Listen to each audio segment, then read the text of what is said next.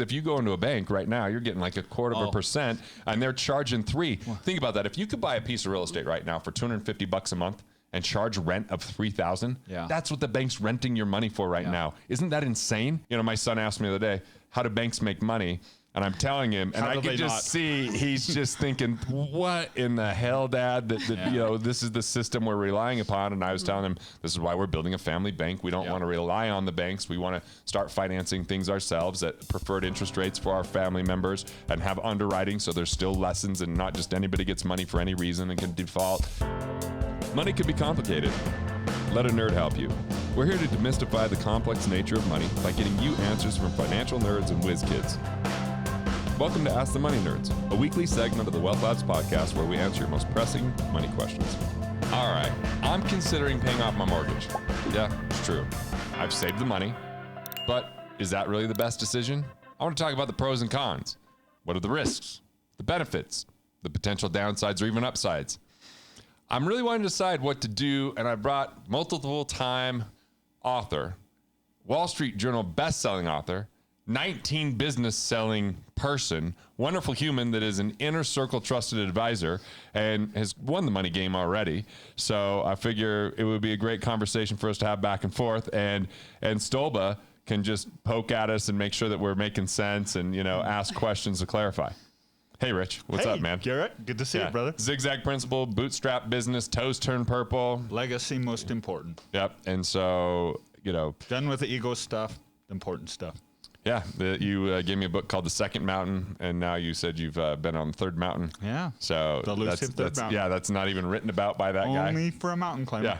Yeah. So, yeah, I mean, I'm really considering this. I'm really thinking, okay, like here's my concern. Yeah. Paying off the mortgage, first and foremost, ties up a lot of capital. It does. And some people will say, but you could get a line of credit against it. The problem with that is, in credit crisis, they'll cut that line pretty quickly like they did in 2008, 2009, 2010. Yeah. And I think we're heading for that pinch. The real estate market's been really running up. So that's one consideration. Second is I can get a 3% mortgage right now if I refinance. 3%. So Stolba, tell us about the cost of money. So when you talk about cost of money, you talk about the best and the highest term or long-term return that you can safely get. Right. And I like to talk about it from the sense of like a credit card and the interest. And when you pay $1 on a credit card with 22% interest, you're actually paying $1.22. Right. So if you want to translate that to your home situation, go ahead and do that. It's only costing me 3%, Rich. Well, I guess. But here's my big concern, all right? They're putting so much money into this economy right now with no value. Yeah. Just putting it on computer screens. They are. And what that means is every year my mortgage is going to feel cheaper and cheaper because inflation is a friend when you borrow money. It's a foe when you hold money. And so my wife doesn't care whether we pay it off or not because she says this isn't our final home that we're going to stay in. You know, we're going to eventually move when our kids hopefully move out of the house.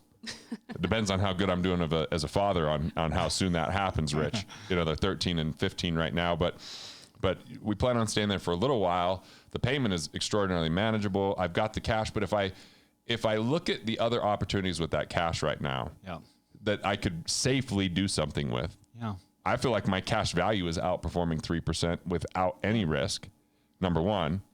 Number two, I get access to that cash if it's in my cash value. I could always pay this off a year, 2, 3 years down the road if I really choose to. Yeah. But it is kind of nice not to have the hassle. Yeah. Left hemisphere, right hemisphere. Logic. You're going through lots of logic with me. For an entrepreneur, for me personally, I couldn't have been a real successful parallel entrepreneur until I had that security and stability. Mm-hmm. So a lot of that is the right hemisphere. It's actually the more lucid, the more thoughtful, the more creative part of our brains.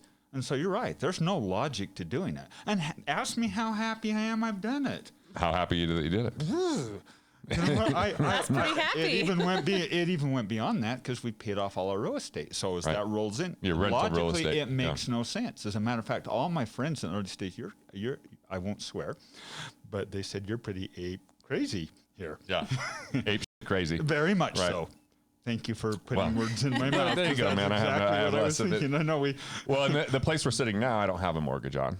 I paid cash for this. Yeah. It's a legacy play. I don't really ever see selling this, and so it was just.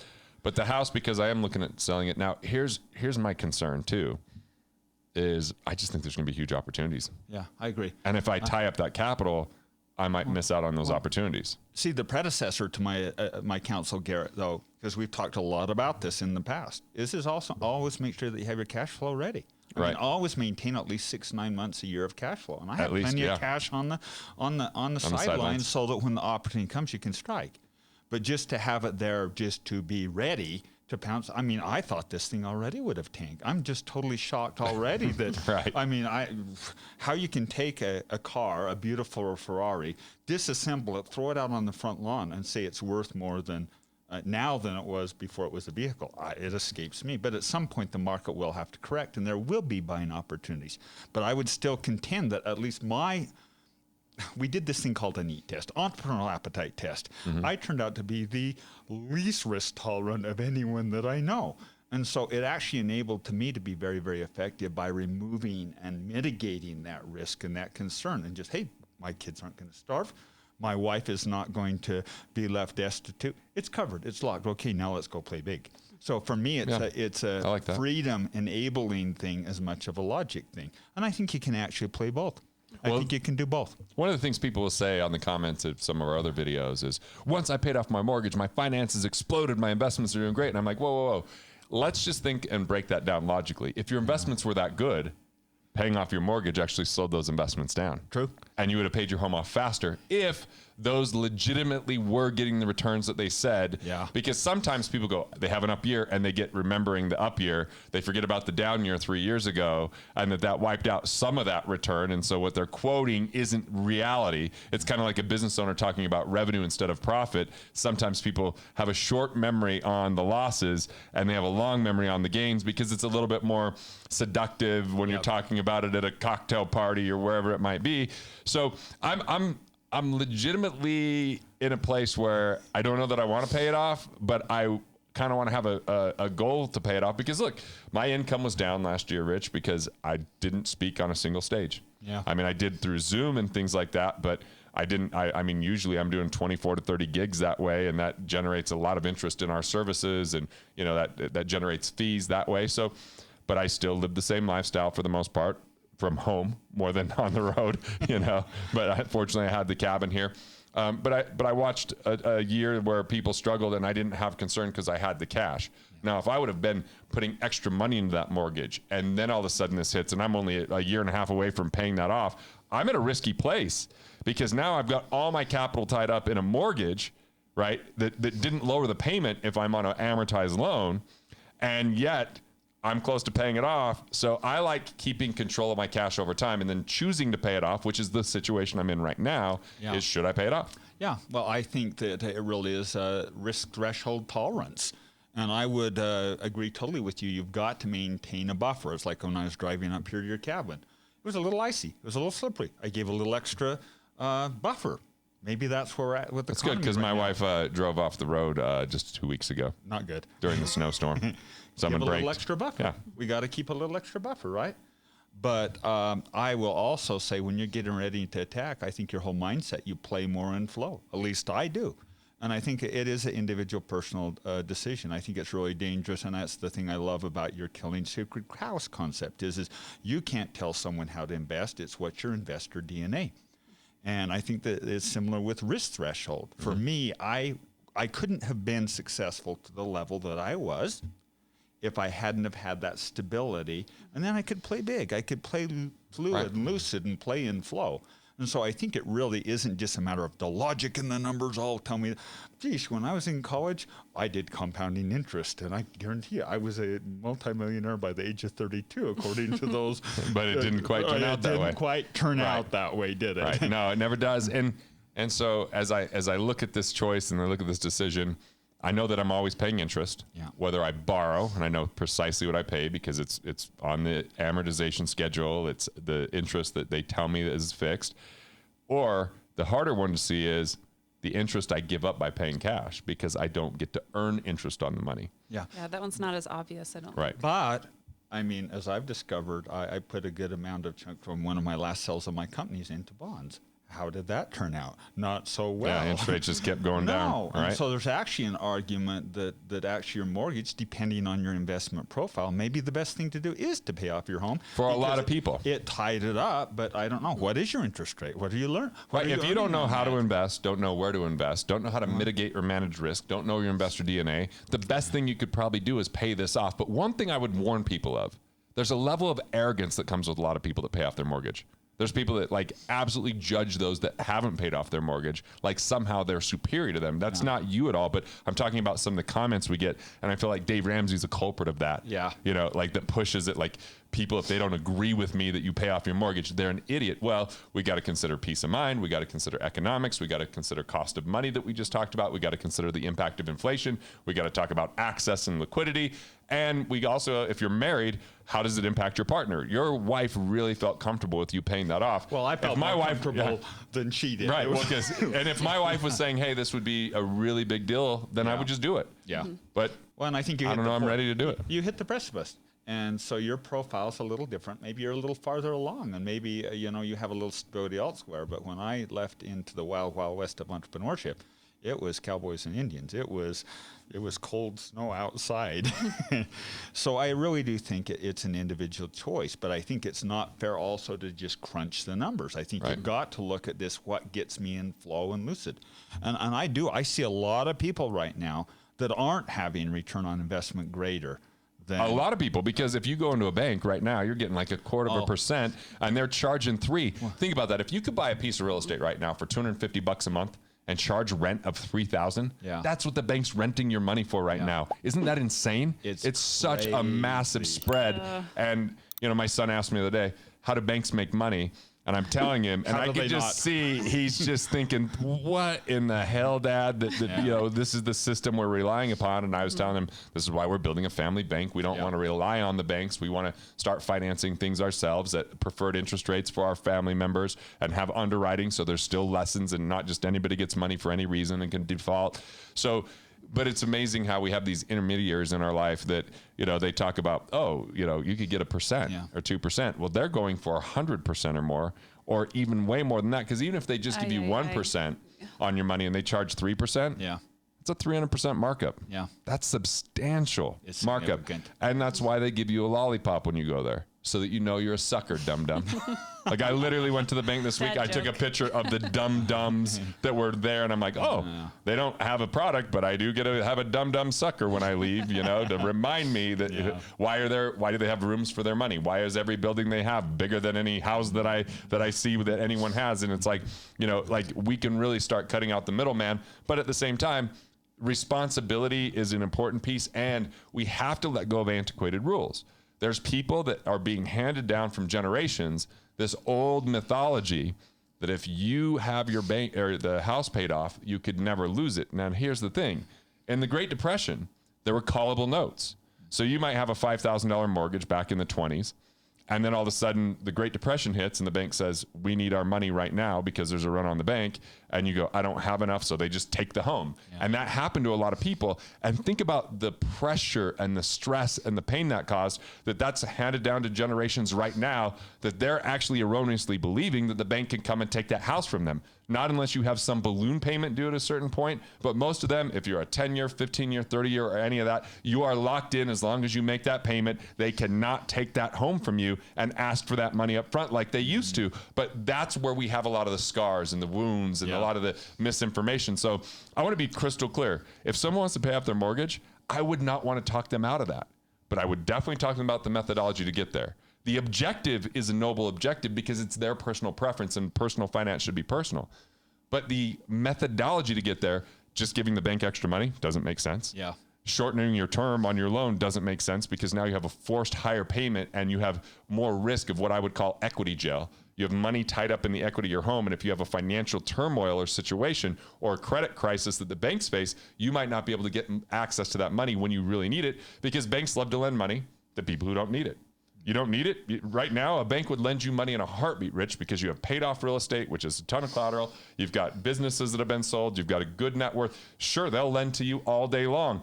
But if you were in financial catastrophe or you lost your job, Yeah. I don't care how good of assets you have, they're not going to lend you the money. And this is the notion people have to understand. The banks are making the rules and they're mitigating their risk, and people just play into that by going to biweekly payments. Well, that means you just make one full extra payment per year. So sure, over 30 years, you might shave 5 years off your mortgage, but if you just put that money in cash value, you might shave off 7 years on your mortgage and have access to capital along the way. We have to be more critical with the thinking and stop listening to the institution that's telling us what to do. And sometimes when I talk about this, people go, oh, does Garrett work for the banks? No, I'm saying if we didn't have to use banks at all the better. Yeah. But let's utilize them, not be used by them, is what I am saying if you are using them. I totally agree. I totally agree with that. I think both of us stand on the same side that you got to make sure you maintain your cash flow. I think there's another part of the equation. I had a number of close friends that had been in retirement and had put all their money in mutual funds and such. And when the market crashed the first time with this, it's like, oh man, there goes like 10 years. I'm out 10 years. Oh my. They're losing sleep. They're frustrated. That's stressful. Okay, so in that situation, are you better off to actually, not? I mean, it does. It honestly terrifies me. If I had a to choice, death stock right now. market or pay off my mortgage, I'm 100% pay off the mortgage. You got it. 100% of the time. And I think that's the key point I was going to make is you better have another financial interest investment that's actually doing better than paying off your home. And right now, honestly, I've been on the sideline and I'm very comfortable with it. I'm not having to get all panicky, and it's like I watch the market go up, and I'm not having a lot of angst about it. I don't ever watch the market. I get angst on crypto. I'm not going to lie, but I don't get angst on the stock market. Yeah. Well, maybe even more volatile. But much more volatile. But I do think that we've just got to invest our investor DNA. And so home can be a great investment, but the one thing I'd never argue with is always maintain that buffer. Always make sure that you put a good buffer. And right now, I don't think it's 3 months. I don't think it's 6 months. I don't think it's 9 months. I think you got to have 2 years. at least. I agree. 2 years. Agree. But that could be in cash value of life insurance. That Yeah. could be in cash inside of a bank. That could be in some coins in a safe, and that could even be 1 month of crypto. Yeah. And especially like I'm moving more towards USDC, which is a coin-based crypto that's backed by the US dollar. So for every dollar you have in there, you have a dollar of US dollar backing it. So I kind of like that because there's a chance that if the US government does business with that USDC, you actually make a spread because of limited supply and demand, or simply you can get some interest on Coinbase by being in there, which the banks aren't really paying much on that. So something to consider. Yeah. Rich, one thing I'm interested in is like how you had the conversation with your wife about whether to pay off the house or not. Was she in a similar lane as you, or was she, did she feel more angst and anxiety around having a mortgage? Did she want to pay it off? Like, how similar were you in your Very viewpoint? similar. Okay. Yeah, very similar. My wife and I have this beautiful relationship of my best investment is just go create a company, make lots of money, and then I hand it to her, and she goes and buys real estate. That's a great partnership, man. No, it really is, and she loves to pay them off, and I'm very comfortable, and I recognize it isn't always, and it's not the But logical, you're where you want to be. Well, That's not the only key. where we want to be is we've eliminated all stress and anxiety. How much is there when everything's paid off? None. Is it smart? No. Is it delightful? I But can't you even are your greatest tell asset. you how delightful. And that was the point, is we found a model that worked for us. Everybody has their own threshold for risk. Everybody has their own investment model. For us, it was brain dead stupid from a logic standpoint, but there's not a lot of people arguing with me now how it works. Yeah. There's not a lot of people arguing because all that property is appreciating. There's no debt on it. There's a cash flow monthly that's very, very nice. I don't need to be having a lot of stress. And I can go sit in the beaches of Los Cabos and not have any stress about much of anything. And so it took a long time to get there, but you know what? I actually think everyone has got to look at their own level of stress. But the one thing everyone must do is maintain that buffer. And if you don't have 2 years, I would say don't freak out. Get 3 months and then bolt on to it. Yep, and I see progress, so not many perfection. times people trying to accelerate it and quickly, and that's when you get in trouble because they start making really stupid investments. And I've had a number of friends. When I wrote Zigzag Principle, what prompted that whole thing was the big meltdown of 2008, 2009. I had at least 5 or 6 friends that had been financially independent. Done.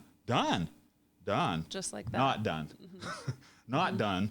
Going back at the age of 45, 50, and for the first time in 10 years having to go punch a clock. That was a hard adjustment. So don't over-invest, I don't think. All right. Well, both of you have great marriages. You can have good conversations with your spouses. For someone who's in a situation where they're deciding whether to pay off their mortgage or to hold on to it, but maybe spouses are in different places on what to do. Do you guys have any advice on like how to navigate that conversation, hear the other spouse out? I mean, like I said, if my wife was adamant about it, we just pay it off. That's the thing, because it's not worth the stress because we're creating stability, because it's a partnership. And we don't have to make every decision based upon economics. We can make decisions based upon peace of mind. And I believe that the greatest return is the investment in ourselves and our ability to create value. And if something derails or distracts us from that, well, if I would have made 2% more by not paying it off and end up with $100,000, 10 years from now, versus what if I could have made $500,000 by not fighting with my wife and not feeling stressed and feeling free to create and not being stifled by that kind of, that argument that's regularly going to happen, because people have different money personalities. That's the bottom line. And we usually marry someone with a different money personality than we have. Yeah. So it seems like even paying off the mortgage, if one spouse is in that position, and doing that in a way that fosters more harmony and peace and less stress in the home, it sounds like a major win to me. I've got 2 comments here. Okay. First of all, there's this guy that I know, and I quite like him most of the time. And he talks about this thing called soul purpose. And does he have long hair? Yeah, something about that. And at the end of the day, money is nothing more than a vehicle that allows us to express our soul purpose. And so I actually think we can't lose sight of that. And then second of all, a happy wife is a happy life. And so I think we've got to seek to understand. Most of the time when there's a disagreement, it has nothing to do with even the mechanics of how it's going down. It has to do with some internal insecurity or something going on. And so seeking first to understand before being understood. So I think that actually is, I've got a little older and luckily a little bit more mature. I've learned that when there is a contention like that, the importance of seeking first to understand what the root of that insecurity is coming from. And then once you understand that, there's tenderness and you can always come to a conclusion. Yeah, it's the art of perspective taking the perspective of another person to then have empathy or understanding towards them. I have one other question. You were mentioning like having a line of credit against your home, the HELOC, the home equity line of credit. When is it a good idea to get that? I think it's good, especially if it's not being charged if you don't use it. Sometimes there's an annual fee on that. So you got to look at it like, is that worth the insurance policy of having access to cash? I've thought multiple times about getting a line of credit on this property. I just haven't done it because I have a liquidity, and it would be the last place I would want to go. And right now, I don't really enjoy the process of getting a loan from a bank. It's just, kind of it's cumbersome. Always another thing. We need a letter here. And, I'm like, okay, like I make more than what I owe on my house in a year, and you're going to make me jump through 1,000 hoops like anyone else. So, I mean, if it's easy to do, which sometimes we have banking relationships with portfolio banks that make that much easier. But I think if there's no fee to it, might as well get it, unless you're reckless. And you're going to spend it on consumption. But we've used HELOCs all the way through. We have one on our home. We have one on our cabin. And, I think there are some really toxic, caustic bank relationships. I'm very fortunate that my little brother married into a family that owns a bank. And so a beautiful, wonderful, flowing, working relationship with our bank. And we've used the HELOC time and time again. I mean, we found the home that we're living in now. My wife had always fell in love. They were starting to lose it. Bam, we came in and within a week purchased it. And the way we were able to do that is just draw on HELOC. And we use it, though, as a quick-to-cash investment vehicle, not as a long-term financial instrument. Cool. So I think having a HELOC is a great idea. A great idea. Right. Well, thanks. Now you get to make your own decision here for yourself. If you have the cash, what your process is to get there, whether it makes sense or not from a peace of mind or economic standpoint. Turn your thoughts into profits and build the life you love. Want to master your money? Want to figure out the things that you could do to improve your finances? Click here and check out more videos like this on Money Matters.